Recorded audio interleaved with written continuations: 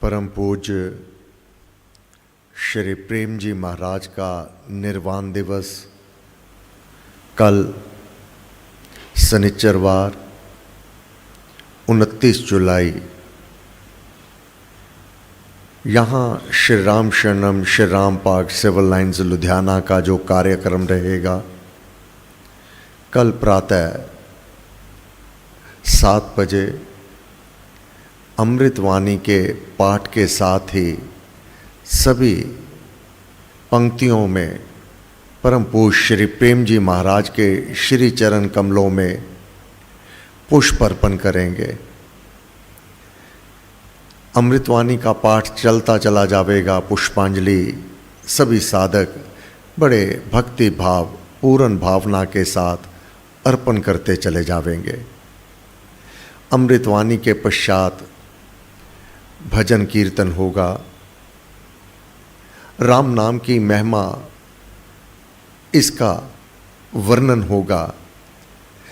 प्रातः 8:15 बजे कल 29 जुलाई को यहाँ इसी हॉल में अखंड जाप आरंभ हो जाएगा।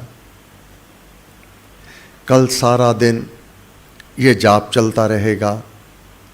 सायं 7 बजे से लेकर 8:15 बजे तक भजन कीर्तन होंगे। देव आदिदेव के गुणगान होंगे। गुरु महिमा का वखान होगा, वर्णन होगा। रात्रि 8:15 बजे सामने स्कूल में सबके लिए भंडारे का प्रसाद वह वितरित होगा। कल का जो ये यज्ञ है गुरु महाराज के उपलक्ष्य में, उनके निर्वाण दिवस के उपलक्ष्य में अधिक से अधिक इसमें जाप करना होगा। महाराज की विद्यमानता को सभी महसूस करेंगे। गुरुदेव तो सदैव ही प्रत्येक कार्य को स्वयं देखते हैं। अपने सूक्ष्म शक्ति से वही ये सत्संगों को चला रहे हैं और सभी यज्ञों के अध्यक्ष पद पर स्वयं विराजमान रहते हैं। विश्वास साधक का जीवन है। गुरु महाराज जो विधाता का विधान है, जो नियम है, उसका पालन करते हुए अपने पंच भौतिक धाम से अलग हुए हैं, परंतु वह सूक्ष्म शक्ति आज तक परहित परोपकार में लगी हुई है। हम सबका मंगल हो, हम सबका कल्याण हो, हम सभी सर्व बंधनों से मुक्त हों, वह उनकी दिव्य आत्मा ये कार्य आज तक भी नियम से निरंतर करती चली आ रही है। गुरु महाराज का अपना जीवन सदैव समर्पित रहा परम पूज्य श्री स्वामी जी महाराज के लिए, और महाराज के द्वारा दिखाए मार्ग पर परम पूज्य श्री प्रेम जी महाराज स्वयं बड़े दृढ़ भाव से चलते रहे, आज तक चल रहे हैं। महाराज ने स्वयं साधना सत्संग हरिद्वार 1962 में कहा था कि परम पूज्य श्री स्वामी जी महाराज द्वारा जो नियम बनाए गए हैं वह देव आदि देव द्वारा वर्णित नियम है। उनका पालन करना हम सबका प्रथम कर्तव्य है। उनमें अपना निरीक्षण करना, अपने आप को स्वच्छ रखना। स्वच्छ शुचिता केवल शरीर तक ही सीमित नहीं है। केवल वस्त्र ही उज्जवल पहन लेना मानव पवित्र नहीं हो गया। यह तो करना ही है। नित्य स्नान, उज्जवल वस्त्र और मन की निर्मलता, जो अतीव आवश्यक है, मन में मलिनता ना होवे। क्यों? यह मलिनता बंधनों से मुक्त नहीं होने देती, बल्कि और अधिक इस सांसारिक उलझनों में यह डाल दिया करती है। इसलिए मन की पवित्रता होवे, फिर बुद्धि, जो भी कार्य किया जावे, जो सुकृत कर्म करना हमारे वेद बताते हैं, शास्त्र बताते हैं, और गुरु महाराज की वाणी है, इस ओर चलो, इस ओर बचो, ये जो मार्ग दिखाते हैं उसको दृढ़व्रती होकर इसका पालन करना, नियम से जाप करना, राम नाम की शक्तियों को सर्वोपरि अनुभव करना। यह अनुभव जितनी कोई साधना करता है, ये उसके जीवन में उतना ही प्रकाश उत्पन्न कर देती है। यह शक्ति अपरंपार है, कोई पारावार नहीं इस शक्ति का। उस शक्ति की शरण में साधक निर्भयता से रहे। साधक के जीवन में डर, भय कदापि नहीं होना चाहिए। भय होना, भीरू होना, उस भगवान की विद्यमानता को मानने से इनकार करना है। वह सर्व शक्तियों का स्वामी सदैव हमारे अंग संग हमारी सहायता करता है। किसकी? जो उसके परम पावन पवित्र नाम का जाप नित्य करते हैं, निरंतर करते हैं, और बड़े भक्ति भाव, पूर्ण भावना के साथ उसकी शरण को ग्रहण करते हैं। उनमें निर्भयता का आ जाना तो उस विधाता के विधान के अंतर्गत है। इसलिए साधक वह सभी कार्य जो गुरु महाराज ने वर्णन किए दत्तचित होकर के करता चला जावे। उसका जीवन कैसे होवे? जो भक्त की भावना है, हम सब, ये गुरुदेव की कृपा है। अब केवल जो सत्संग में आते हैं, जाप पाठ करते हैं, मानव ही नहीं कहलाते। मानव तो है ही। मानव में भी जो विशेषण मिल जाते हैं, क्या वह तो भक्त है, वह तो उपासक है, वह तो संत है, उसकी वृत्ति तो संतों जैसी है, इत्यादि। आगे चल करके साधना में वह तो मुनि है, मनन करने वाला है, वह तो ऋषि है, वह महात्मा, महान आत्मा है। वह तो कैसे? अपने कर्मों से। जितनी जितनी साधना होती है, उतनी उतनी विशेषणों से उसे उपाधियां इसी समाज में लोगों के द्वारा प्राप्त हो जाती है। कैसे? उसके कर्म कलाप से। जैसा कोई कर्म कर रहा है, उसको वैसा ही अलंकार उससे वह शोभायमान हो जाता है। तब साधक नाम जाप करते हुए जो गुरु महाराज चाहते हैं, उसकी साधना इस प्रकार से हो जाती है। क्या प्रार्थना करता है देवादिदेव से, हे मेरे राम, हे गुरुदेव, उत्तम मेरे कर्म हो, मेरे कर्म उत्तम हो। क्योंकि विपरीत कर्म करने वाला दुष्ट कहलाता है सभी मानव। चोरी करने वाला चोर कहलाता है, छल कपट करने वाला कपटी कहलाता है और भक्ति भाव रखने वाला भक्त कहलाता है।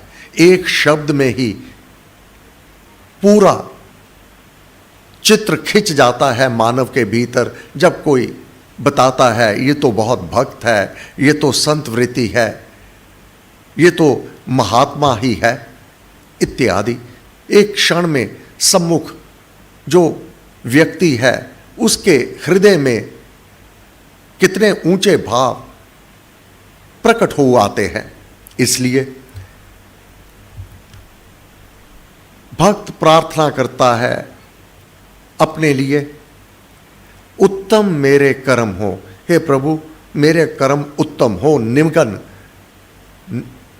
बुरे कर्म ना हो मेरे, उत्तम मेरे कर्म हो। कैसे हो? जैसा प्रभु श्री राम चाहते हैं, राम इच्छा अनुसार, जो राम को भाता है, जिस मार्ग पर चल करके राम की प्राप्ति होती है, वैसे ही मेरे कर्म हो, उत्तम मेरे कर्म हो, राम इच्छा अनुसार। हे मेरे देव, तुझ में सब जन ही बने, रतन पिरोए तार। जिस प्रकार हीरे जवाहरात मोती एक तार में पिरोए हुए एकाकार कर लेते हैं, इसी प्रकार सभी जन तेरा भजन करें, मिल बैठ करके तेरे गुणगान करें, सत्संगति में तेरा यशोगान होवे और इन कर्मों से हमारा उद्धार और कल्याण हो जावे। ऐसी हे देव हम आपसे याचना करते हैं, प्रार्थना करते हैं। तेरे नियति सुनियम में यह जगत तेरी नियति के अनुसार चल रहा है। तेरा कोई नियम है, उस नियम के अनुसार सभी मानव सुख अथवा दुख ये भोग रहे हैं। निश्चित रूप से कर्मों का करना मानव स्वतंत्र है, परंतु उनका फल हे परमेश्वर तेरे अधीन है। उसका जो नियम है, तेरी जो नियति है, उसको सभी स्वीकार कर लेवे, माने सब संतोष, जीवन में कोलाहल ना रहे, जीवन में संतोष हो। यह जो तेरा नियम है, जो तेरा विधान है, उसको मान लेवे, विपरीत कर्म से पीछे हो जावे, सुकृत कर्म करते हुए तेरी इच्छा अनुसार शुभ कर्म, पुण्य कर्म, नाम जाप, परहित परोपकार, दान पुण्य इत्यादि जो तुझे भाता है, वह मैं नियम से करता रहूं और तेरी इच्छा में मैं संतोष को प्राप्त करूं, ललायत ना हो जाऊं। अपने मनोभाव में ये ना हो ऐसा हो जावे, वैसा हो जावे। किसी की भी सभी कामनाएं कभी भी नहीं पूर्ण होती, बल्कि जो प्रभु दिखा रहा है, जो दे रहा है, उसमें संतोष कर लेना, वह परमपिता परमात्मा असंख्य कृपा करते हैं। उसके घर में कोई भी कमी नहीं है जिस पर वह दयाल हो जाता है, जिस पर अपनी करुणा, अपना वरद हाथ जिसके शीश पर रख देता है, टोटा घाटा हो नहीं, उसके जीवन में कोई कमी नहीं रह जाती। कुलेख भी सुलेख हो जाते हैं। संपत्ति मिले अनेक, केवल धन दौलत ही संपत्ति नहीं है। अकेली धन दौलत सुख नहीं दे सकती।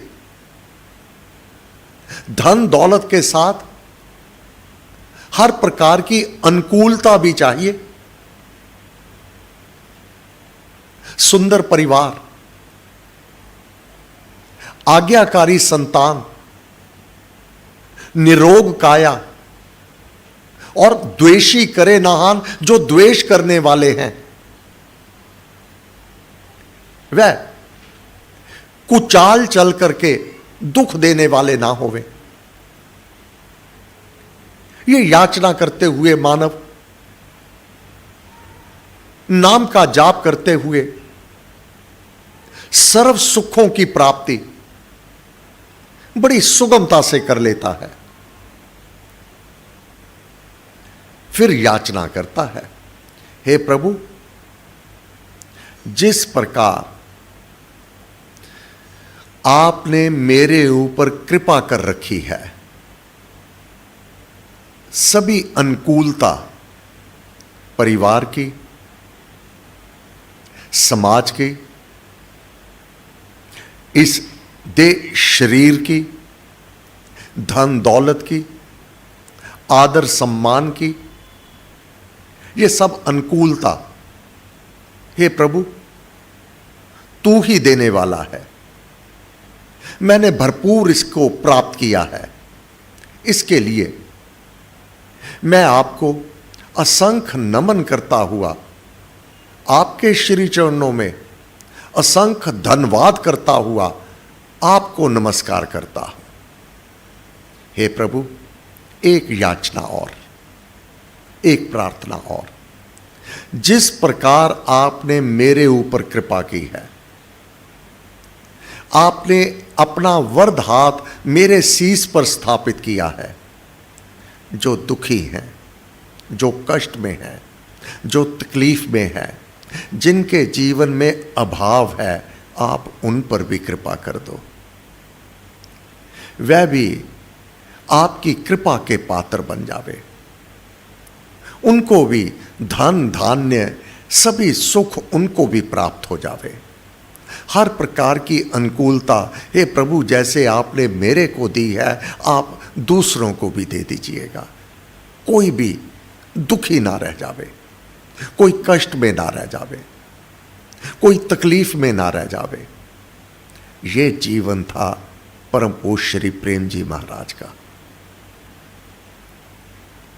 यहां तक कि जब विधाता के विधान के अंतर्गत किसी का रोग ऐसा कि वह तो भोगना ही होगा, गुरु महाराज, हे प्रभु आप उसको सुखी कर दो, उसके बदले वह रोग मैं भोग देता हूं, वह मेरे को दे दो, मेरे शरीर पर वह रोग आ जावे, भुगतना ही है ना, मैं भुगत देता हूं।